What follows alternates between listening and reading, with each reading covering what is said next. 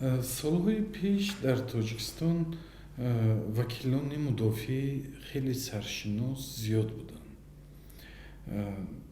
аз Шӯҳрат Қудратову, аз Бузургмеҳр Ёрову, аз марҳум Файзинисо Воҳидова ва боз чандин нафарҳои дигар мисли Нуриддин Маҳкамову, бархе аз онҳо зиндонӣ шуданд. Табаров, Исҳоқ Табаров, бале.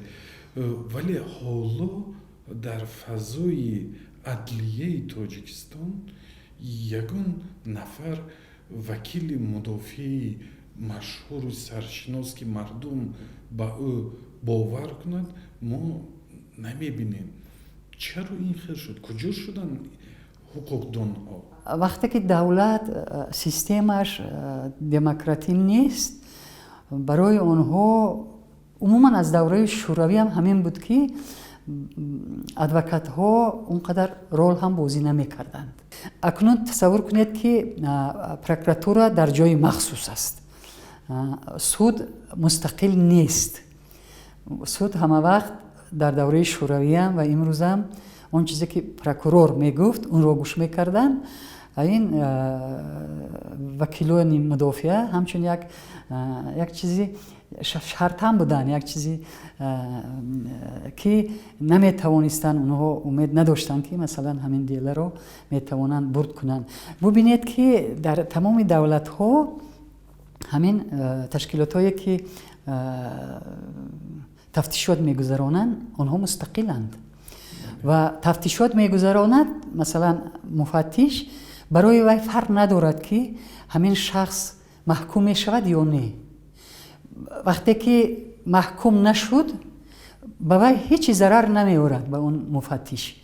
вай чӣ хеле ки пеш кор мекард ҳамон кораша мекунад. вазифаи асосии вай ҷамъ кардани ҳамон далелҳо буд. баъд ба суд медод, суд ҳал мекард.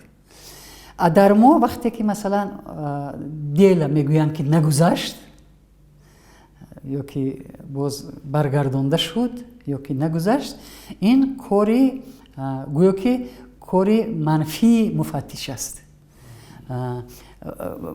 ин чизо ба ҳисоб гирифта мешавад ва мегӯянд ки шумо натавонистед ин корро то охир баред. бинобар ин ҳам муфаттиш маҷбур аст ки ҳамин кор гузарад. вай мезанад, мекӯбад, ғайриқонунӣ масалан баъзе корҳо мекунад ки ҳамин дела гузарад. аммо дар давлатҳои пешқадам, давлатҳое ки демократӣ ҳастанд, ин чизҳо нест. бинобар ин ҳам хоҳед нахоҳед, боз ман мегӯям ки суд ки мустақил нест, вай ҳатман он чизе ки ҳамон муфаттиш пешниҳод мекунад ҳамонро дастгирӣ мекунад. чизи дигар аст ки бисёр вақтҳои охир ҳатто мурофиаҳои судӣ махфӣ аст, дар сизо мегузарад. умуман ин мумкин нест. ҳатто як масъалаҳое ки ҳаст, албатта баъзе корҳое ки дар он муҳри махфӣ зада аст ва инҳо ниҳоят кам ҳастанд. ман намегӯям дар бораи он корҳое ки масалан нисбати аъзоёни ҳизби наҳзати исломӣ буд ки ҳамаш пинҳонӣ шуд. масалан вақте ки Бузургмеҳр Ёровро мурофиа сар шуд, ҳамаи шумо шоҳид будед ки ҳеҷ касро намемонданд дар омадан. ва як маротиба ман ҳам даромадам, тавонистам ҳамонҷа ва дидам ки ин ҳамон Бузургмеҳре буд ки ман мешинохтам. ягон дар вай маъюсӣ набуд, дар вай тарс набуд. чӣ хеле ки пештар мардумро ҳимоя мекард, бо ҳамон тарс сухан мегуфт ва худро гунаҳгор ҳисоб намекард. ошӯбҳо дар тамоми дунё, ҳатто вақте ки ҳамон ошӯб мешавад, журналистҳоро унҷо мебаранд, мегиранд филм. ягон ҳамин ошӯбҳоям ягон сири махфӣ надорад, ман фикр мекунам.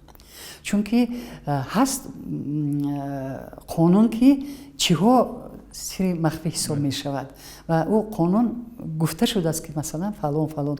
ин агар як нафаре ки авбошӣ кард, як нафаре як нафарро кушт, ин ҳеҷ ҷои сири махфӣ надорад.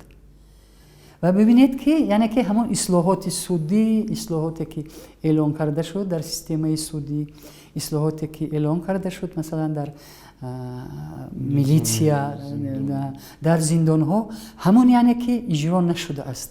Аз оне ки масалан бубинед вақте ки дар Хуҷанд ин чиз шуд, гирифтан чанд нафарро иваз кардан, чанд нафарро ҳабс кардан. аммо аз иваз кардан ҳатто беҳтаринро ҳамонед, агар система иваз нашавад, система ба куллӣ иваз нашавад, унҷа дигаргунӣ намешавад. бояд шаффофият ҳам унҷо бошад. ҳабсхона пӯшидааст барои ҷинояткоро, аммо барои ҷомеаи шаҳрвандӣ, барои масалан журналистҳо ва ғайра, вай бояд озод бошад.